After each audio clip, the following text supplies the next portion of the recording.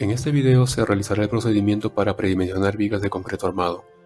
Predimensionar significa calcular las medidas iniciales que puede tener la viga. Usaremos dos métodos. El primer método involucra la zona de sismicidad donde se encuentra la estructura y el segundo toma en cuenta la sobrecarga que actúa en la estructura. Veamos un ejemplo.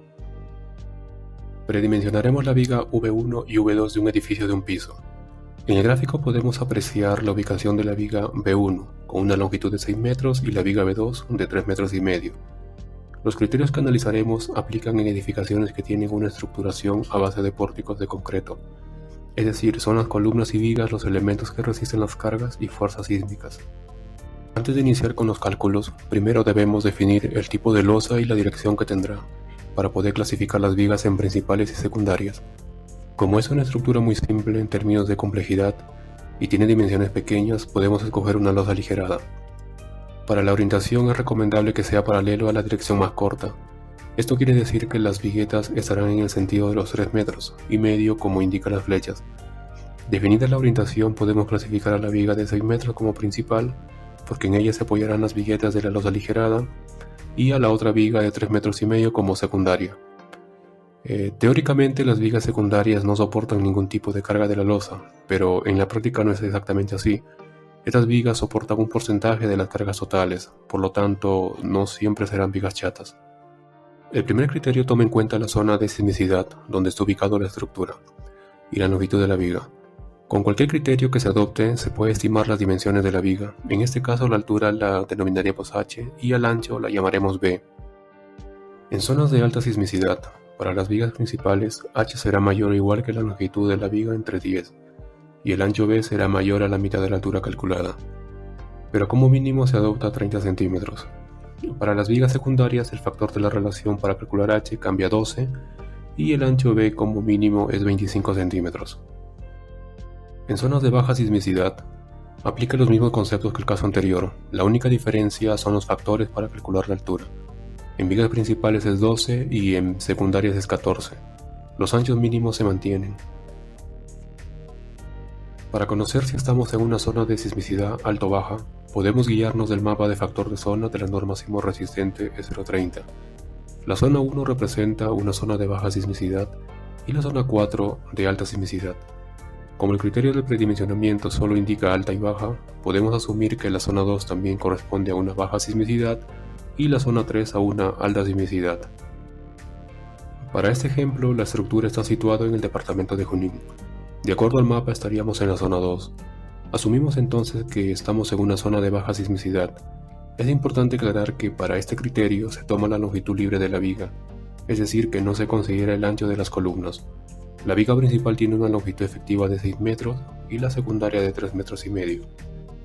Para calcular las dimensiones de la viga principal, la altura h será la longitud entre 12 y el ancho b será la mitad de la altura calculada. Nótese que el ancho es menor al mínimo requerido por el criterio, entonces adoptamos un ancho de 30 centímetros. La viga finalmente será de 30 por 50. Realizamos el mismo procedimiento para la viga secundaria, con la única diferencia que para calcular la altura h dividimos la longitud entre 14 y usamos un ancho mínimo de 25 centímetros. Entonces la viga secundaria será de 25 por 25. Ahora usamos el segundo criterio. Este toma en cuenta la sobrecarga de la estructura y la longitud de la viga como se aprecia en la imagen. Se aclara que la sobrecarga se analiza por metro cuadrado. Para vigas principales tenemos un cuadro que relaciona la sobrecarga y un factor alfa. A medida que la sobrecarga aumenta, el factor disminuye. Por ejemplo, si el valor de la sobrecarga es 220, puedes interpolar entre 200 y 300, o usar 200 por ser el más cercano, o también usar 300 por ser el más crítico, porque alfa es menor y nos dará una mayor altura. La altura h será la longitud entre alfa, y b será el mayor entre la mitad de la altura calculada y el ancho tributario entre 20. Como mínimo se adopta 25 centímetros. Para vigas secundarias tenemos un cuadro similar que relaciona la sobrecarga y un factor beta. La altura h es la longitud entre beta y el ancho b es la mitad de la altura calculada y como mínimo se adopta 25 centímetros. Para los dos criterios, la longitud de la viga se mide de eje a eje de la columna, no como el caso anterior que se toma la luz libre. Cuando nos referimos a ancho tributario quiere decir que es el área de influencia que carga una viga. Por ejemplo, para la viga central, el ancho tributario se extiende hasta la mitad de ambos paños con una longitud de 3,5 metros, sin considerar el ancho de la viga. Y para la viga perimetral es la mitad del paño, es decir, la mitad de 3,5 metros. Si analizamos el criterio donde se establece que B debe ser mayor o igual al ancho tributario entre 20, para la viga central, que es la que tiene la mayor área de influencia, tenemos 17,5 centímetros. Y para ambos criterios el ancho mínimo es de 25 centímetros.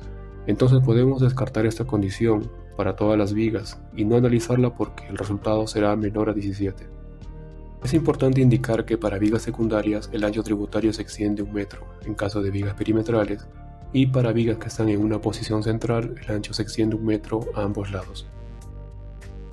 Para aplicar el segundo criterio consideramos una sobrecarga en la estructura de 300 kg fuerza por metro cuadrado. Entonces para la viga principal el factor alfa será 11. Indiqué hace un momento que la longitud que se debe tomar va desde el eje de las columnas. Para este ejemplo asumiremos que las distancias libres indicadas inicialmente serán equivalentes a como si se tratase de eje a eje. Definido esto, la altura h es la longitud entre 11, el resultado lo aproximamos al inmediato superior y el ancho b será la mitad de esta altura, dando como resultado 30 centímetros. Finalmente la dimensión de la viga principal será de 30 por 55. Aplicamos el mismo criterio para la viga secundaria, únicamente cambia el factor alfa por un factor beta. De acuerdo al cuadro, no existe un factor para una sobrecarga de 300 kg fuerza por metro cuadrado. Tenemos dos opciones, interpolar o usar el valor más aproximado. Para este caso, 250 se aproxima más a 300 que a 400, entonces podemos asumir que beta es 13. Siendo así, la altura h será la longitud entre 13, el valor lo aproximamos al inmediato superior. El ancho b será la mitad de esa altura, obteniendo 15 centímetros. Sin embargo, el mínimo requerido por el criterio es de 25, entonces adoptamos este valor. Finalmente la viga será de 25 por 30. En este gráfico se aprecian las medidas de las vigas analizadas con el primer criterio, el que relaciona la zona de sismicidad y la longitud de la viga. En el segundo gráfico se aprecian las medidas con el segundo criterio, el cual involucra la sobrecarga y la longitud también. Nótese que el segundo criterio es un poco más demandante que el primero. Los peraltes aumentan en 5 centímetros para ambas vigas. Esto no quiere decir que el criterio 2 es mejor, podemos adoptar cualquiera.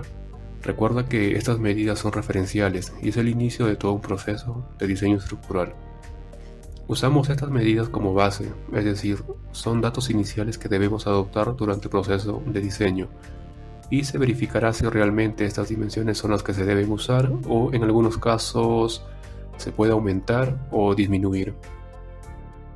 Les puedo dar algunas consideraciones prácticas respecto a las dimensiones de las vigas. Esto aplica tanto en el predimensionamiento como en el dimensionamiento final. Cuando tenemos en un eje vigas de diferentes dimensiones, pero esta diferencia no difiere mucho una de otra, se puede uniformizar todo el eje. Por ejemplo, tenemos la primera viga de 25 por 20, la segunda de 30 por 25 y la tercera también de 30 por 25. Se puede cambiar la primera a una de 25 por 25. De esta manera uniformizamos el peralte, porque la diferencia de 5 centímetros es mínimo. Entonces, la elevación del pórtico quedará de esta manera. Los peraltes son uniformes, esto es importante por algunas razones. El pórtico tendrá mayor rigidez ante cargas laterales. Su comportamiento estructural es mejor al ser un pórtico uniforme. Constructivamente es favorable porque se podrá tener acero inferior continuo, favoreciendo con la productividad en obra. Asimismo, se evitarán cortes en tramos cortos, disminuyendo los desperdicios del acero por efectos del corte.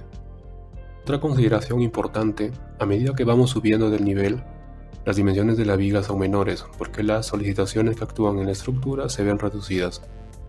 En este gráfico, la viga del nivel 1 tendrá mayores dimensiones que la viga del segundo nivel. El análisis de cargas nos da un indicio de adoptar dicho criterio. Por ejemplo, para una vivienda, el primer nivel tendrá una sobrecarga de 200 kg fuerza por metro cuadrado, y el último nivel, por ser una azotea, le corresponde una sobrecarga de 100. Entonces se puede suponer que el último nivel es menos demandante y las dimensiones se verán reducidas. Si la viga de amarillo es de 30 por 55 centímetros, En esa misma posición, la viga de color verde puede ser de 30x50 o 30x45 incluso. No siempre será así, pero en muchos casos aplica. Por experiencia les puedo decir que casi siempre cumple este criterio. A medida que voy subiendo de niveles, las dimensiones disminuyen.